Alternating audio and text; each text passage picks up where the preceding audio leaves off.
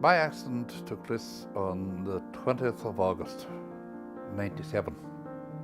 It was that particular year we had an early harvest here in Donegal, so I decided I'd pull the machine in and get the brakes sorted out before we went to the steep ground.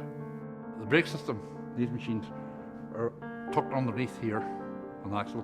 So, took off this wheel, jacked up, put the axle stand here under the axle, and came in from behind, was lying underneath, screwing above my head.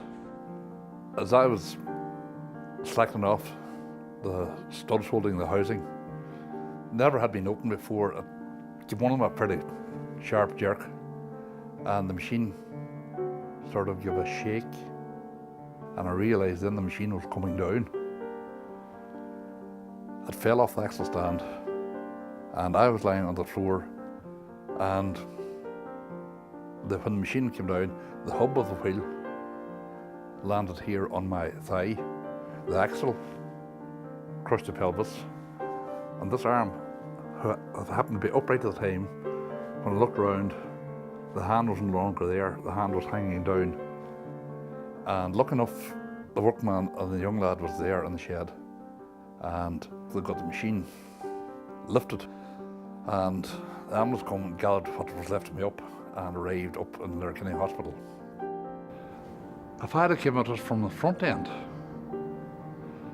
instead of coming down the top of my thigh, as the machine did, it had actually crushed my chest and propped my head. It would have been a fatal job.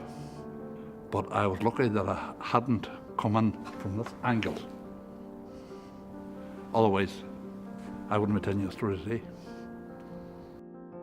5 years after the accident, I developed a problem with the circulation in the left leg again, and got in touch with the people in Dublin and said, yes, there's a blockage right down alongside your left knee. But we have you in theatre on Friday morning, an hour and a half, and we'll get it sorted out. I became conscious 1 week later, and the foot was gone.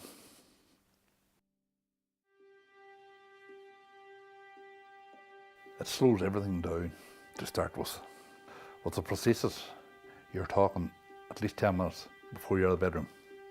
You start and put on the socks and whatnot, and then get actually put on the prosthesis and strap it on. You always have to think of the stump. If you are going to lift something, you have to be very sure you're standing in the proper way before you grab something, you threw it. Those days are gone. It just slows you, it slows the whole operation up. You just pick the work.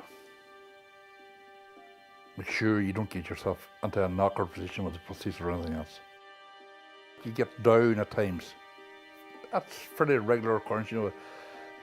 When anyone in the house is in bad form with that, it affects everyone.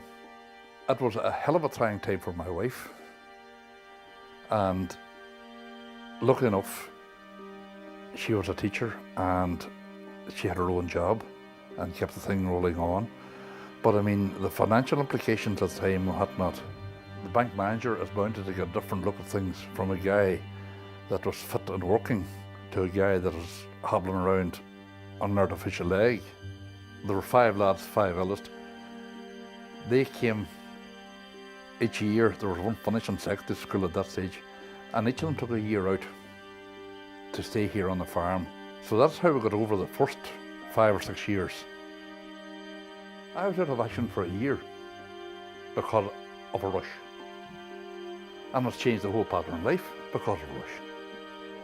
Slow down, slow the thing down.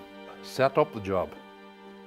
Then step back and take a look at the job. And when you have a good look, go then, you start to work at what you're going to do. Okay, we mightn't get it finished today, but at least we'll be here tomorrow to finish it.